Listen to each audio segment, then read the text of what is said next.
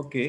In the last session, we discussed the content of unit number 5, that is the content of transmission line. So which points we are going to cover? We are going to study what is the meaning of transmission line.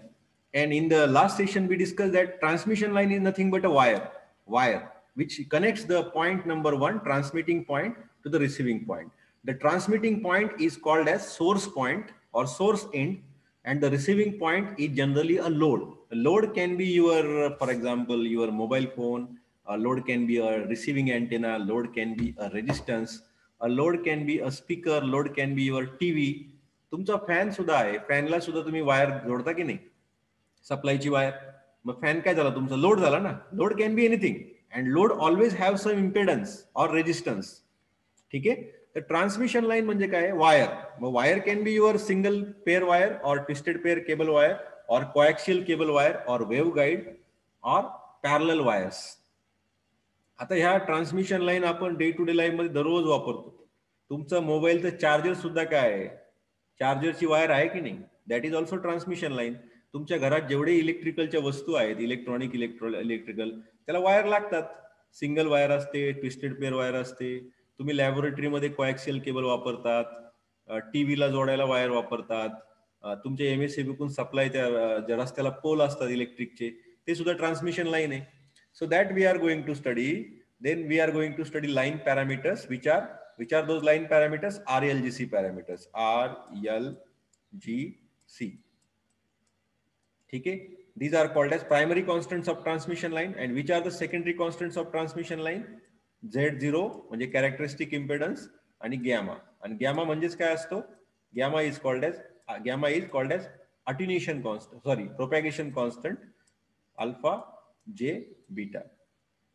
So these are the primary constants of transmission line and these are the secondary constants Z0 and gamma. Okay, primary constants and these are secondary constants of line. त्याच्या value ज्या असतात त्या वेगवेगळ्या असतात, line to line. प्रत्येक वायरसाठी वेगवेगळ्या असतात.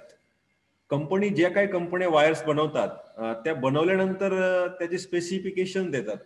तुम्हाला माहिती कोणती वस्तू विकत घेतल्यावर आजकाल स्पेसिफिकेशन्स असतात, टेक्निकल स्पेसिफिकेशन. त्याचप्रमाणे तुम्ही वायर ज्यावेळेस विकत घेतात त्यावेळेस RLGC हे प्रायमरी कॉन्स्टंट्स मॅन्युफॅक्चररने दिलेले असतात. या प्रायमरी कॉन्स्टंट्स वरून आपण Z0 आणि गॅमाची व्हॅल्यू कॅल्क्युलेट करू शकतो. ठीक आहे. म्हणजे प्रायमरी कॉन्स्टंट्स वरून सेकंडरी कॉन्स्टंट्स आपल्याला मिळवता येतात. मग त्यासाठी काय पाहिजे, फॉर्म्युले पाहिजे ना, फॉर्म्युले, मॅथमॅटिकल एक्सप्रेशन. मग फॉर्म्युले जर तुमच्याकडे असतील तर प्रायमरी कॉन्स्टंट वरून सेकंडरी कॉन्स्टंट मिळवता येतात आणि सेकंडरी कॉन्स्टंट वरून तुम्ही प्रायमरी कॉन्स्टंट सुद्धा कॅल्क्युलेट करू शकतात. म्हणजे दोन टाईपचे न्यूमेरिकल तुम्हाला या सिलेबसमध्ये पाहायला मिळतील. Find out the secondary constants of transmission line if primary constants are given. आणि कधी कधी असे होईल, they will give you the secondary constants and they will ask you to find out primary constants of line. ठीक आहे. मग line parameters म्हणजे कोणते, RLGC. ठीक आहे, प्रायमरी कॉन्स्टंट्स.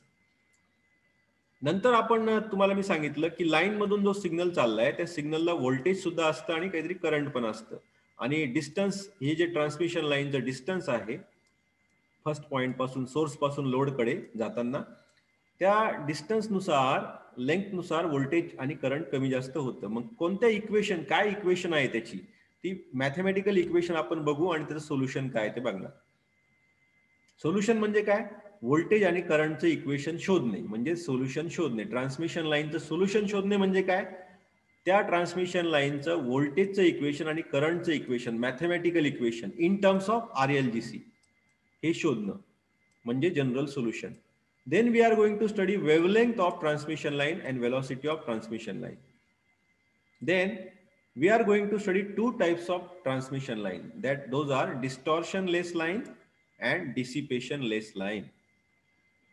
ठीक है. We never want distortions or dissipation in our line. Distortion जेवढं कमी तेवढं चांगलं, डिसिपेशन जेवढं कमी तेवढं चांगलं. म्हणजेच डिस्टॉर्शन आणि डिसिपेशन जर नसतील तर आपण काय म्हणणार त्या लाईनला, ideal line, ideal transmission line. आता प्रत्येक वेळेस आयडियल ट्रान्समिशन लाईन नसतेच, 99% नाही मिळणार, कारण कुठं ना कुठं गडबड होणार. काय गडबड होणार, समजा ही जर वायर आहे, या वायरला काहीतरी स्वतःचा Z0 असतो की नाही, कॅरेक्टरिस्टिक इम्पिडन्स असतो की नाही. गौरी बदक, ह्या ट्रान्समिशन लाईन जी आहे, ही वायर जी आहे, तिला काहीतरी स्वतःचा इम्पेडन्स आहे आणि इथं समजा आपण स्पीकर जोडलाय, लोड आपला सध्या लोड आहे काहीतरी, समजा हा लोड स्पीकर आहे, हा लोड जो आहे हा स्पीकर आहे समजा, या स्पीकरला सुद्धा स्वतःचा इनपुट इम्पेडन्स असतो, त्याला समजा मी झेड इन नाव दिलं. जर हा Z0 आणि Z in हा जर मॅच नसेल, सारखा नसेल, इक्वल नसेल, तर काय होणार? इक्वल जर नसेल तर काय होणार? काय होणार सांगा बरं? हा जो ट्रान्समिटिंग सिग्नल आहे, हा लोड काय करणार आहे? हा ट्रान्समिटेड सिग्नल तो नीट कॅच करणार नाही, ऍब्सॉर्ब नाही करणार, म्हणजेच काय करणार? तो रिफ्लेक्शन्स पाठीमागे पाठवणार सोर्सकडे. ठीक आहे, हे कशामुळे झालंय? इम्पेडन्स मिसमॅचिंग मुळे. That means characteristic impedance of transmission line and input impedance of load do not matches. In that case, reflections occurs. ठीक आहे, तर ते आपण बघणार आहे. मग किती रिफ्लेक्शन्स होत आहे, रिफ्लेक्शन फॅक्टर काय, त्याचा फॉर्म्युला काय, रिफ्लेक्शन लॉस म्हणजे काय, ठीक आहे, ते बघणार आहे. नंतर इनपुट इम्पेडन्स चा फॉर्म्युला बघणार आहे आणि स्मिथ चार्ट बघणार आहे. ठीक आहे, तर ट्रान्समिशन लाईन म्हणजे काय नेमकं तुम्हाला मी डायग्राम दाखवतो. हे बघा, ह्या एवढ्या प्रकारच्या ट्रान्समिशन लाईन्स आहेत. ठीक आहे, this is one type of transmission line.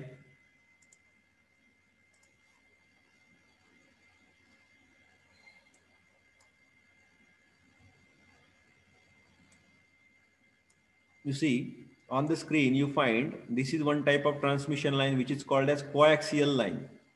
This is two wire line, which is this two wire line, म्हणजे ही एक वायर आणि ही एक वायर. ठीक आहे ना, रस्त्यावर बघा ना तुम्ही, असे पोल असतात, पोल मधून असे 4 वायर जातात की नाही, 2-3 वायर असतात नाही आपल्या याच्यावर पोलवर, याला टू वायर लाईन म्हणतात किंवा पॅरलल लाईन्स म्हणतात. तिसऱ्या प्रकारची ट्रान्समिशन लाईन बघा, प्लेनर लाईन. प्लेनर म्हणजे काय? प्लेन सरफेस एरिया आहे असा, आणि याच्यामधून सिग्नल जातो, प्लेनर लाईन. चौथी आहे कंडक्टिंग लाईन, आणि ही आहे मायक्रोस्ट्रिप लाईन किंवा वेव्ह गाईड त्याला म्हणतो आपण, याच्या आतमधून सिग्नल जातो असं. ठीक आहे, तर अशा लाईन्स आहेत. इथे दिसतंय बघा, काही एक्झाम्पल दिसत आहे. क्रॉस सेक्शनल व्ह्यू घेतलेला त्याचा, म्हणजे कट केलंय, क्रॉस सेक्शननी कट केलंय. अशी वायर जर असेल, त्याचा क्रॉस सेक्शन घेतला आणि मग समोरून बघितलं तर अशा लाईन्स दिसतात बघा. कोॲक्सियल केबल अशी दिसेल, टू वायर लाईन अशी दिसेल, प्लेनर लाईन अशी दिसेल, आणि बघा ना मायक्रोस्ट्रिप लाईन अशी दिसेल. आणि हे तुमचं एक्झाम्पल दिसते बघा, तुमच्या ज्या MSCB ची लाईन येते ती अशी लाईन. म्हणजे या सगळ्या ट्रान्समिशन लाईनचे प्रकार आहेत. तर आपण सिलेबसमध्ये बघणार आहे लाईन पॅरामीटर्स बघणार आहे. लाईन पॅरामीटर मध्ये काय काय असतं? RLGC येतात. हे RLGC ह्या वायरच्या आतमध्ये दिसतंय बघा. हा R आहे, हा L आहे, हा काय तुमचा कॅपॅसिटर आहे, आणि हा कंडक्टन्स आहे की नाही? गिरीश, दिसतंय का तुम्हाला RLGC?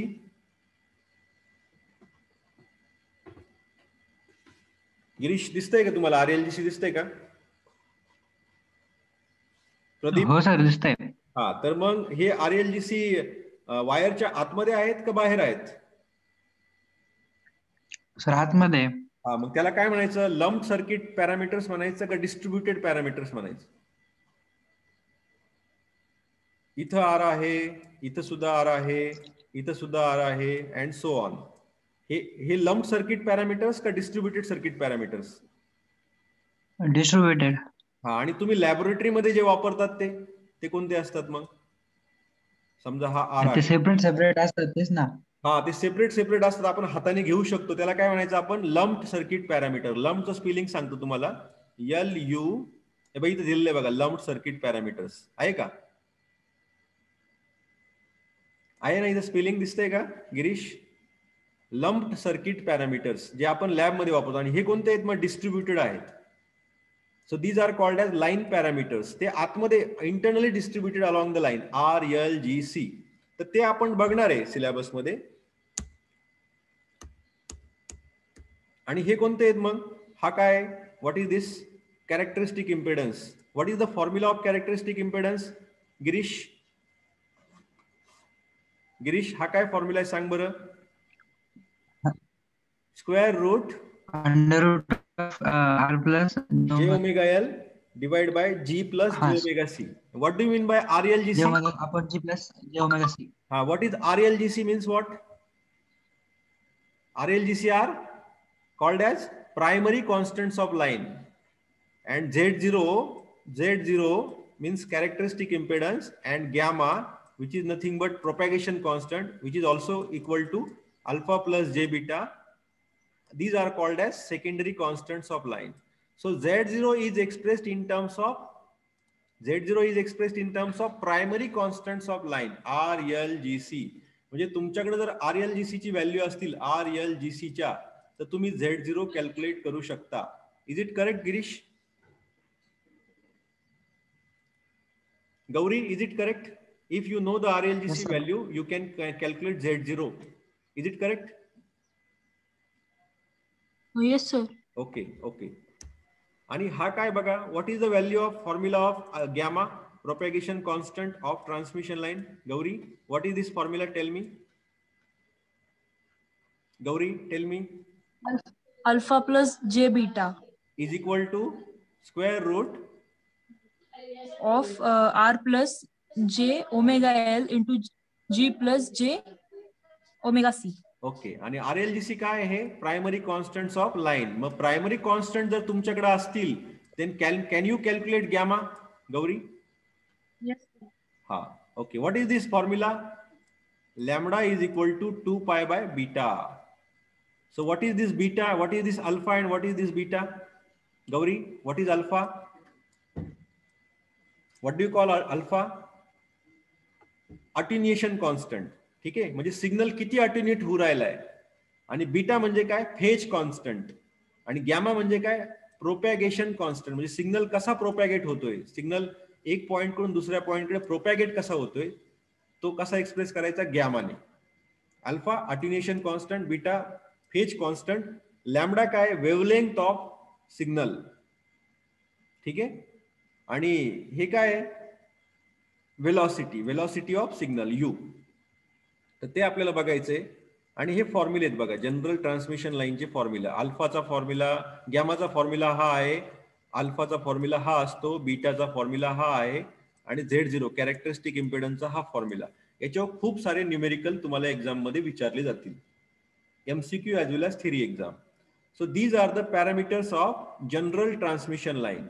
जनरल म्हणजे जनरल, ती डिस्टॉर्शन लेस असो किंवा नसो, डिसिपेटेड असो किंवा नसो, जनरल फॉर्म्युले आहेत हे. ठीक आहे. हे 4 फॉर्म्युले तुम्हाला लक्षात ठेवावे लागतील. दिस फॉर्म्युले are in terms of RLGC and RLGC. So if you know the primary constants of transmission line, you can very easily find out secondary constants, or vice versa. If you know the secondary constant, you can find out primary constants. Okay.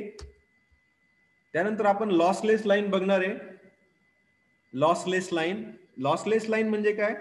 ज्या line मध्ये R आणि G 0 असतो. गौरी सांग बरं, lossless line म्हणजे काय? Value of R and G is 0. That line is called as lossless line. म्हणजे resistance 0 आहे आणि कंडक्टन्स सुद्धा 0 आहे, म्हणजेच लॉस होणार नाही, सिग्नलचा लॉस होणार नाही. त्या लाईनला काय म्हणायचं? Lossless line. त्या लॉसलेस लाईन आणि डिस्टॉर्शनलेस लाईन म्हणजे काय? Gauri, which line you call it as distortionless line? If the ratio of R and L is exactly equal to G and C, then it is called as distortionless line. ठीक आहे. तर ते आपण बघणार आहे, त्याचे फॉर्म्युले परत बदलतात. ठीक आहे. आणि काही न्यूमेरिकल आपण सॉल्व्ह करणार आहे ट्रान्समिशन लाईनवर. ठीक आहे. तर आज आपण लेक्चरला थांबूया. नेक्स्ट लेक्चरला आपण हे सगळ्या डिटेल लाईन पॅरामीटर पासून सुरुवात करू आणि स्टेप बाय स्टेप सगळे पॉइंट्स कव्हर करू. And we hope that within next 6 to 7 lectures we will be able to finish unit number 5. ठीक आहे. ट्रान्समिशन लाईन आपल्याला हे सगळे पॉइंट्स संपवायचे आहेत एक 6 ते 7 लेक्चर्स मध्ये. कोणते कोणते पॉइंट्स आहेत? Line parameters, general solution of transmission line, distortionless line, dissipationless line, reflection means what, coefficient, standing wave ratio and Smith chart. ठीक है. Thank you very much.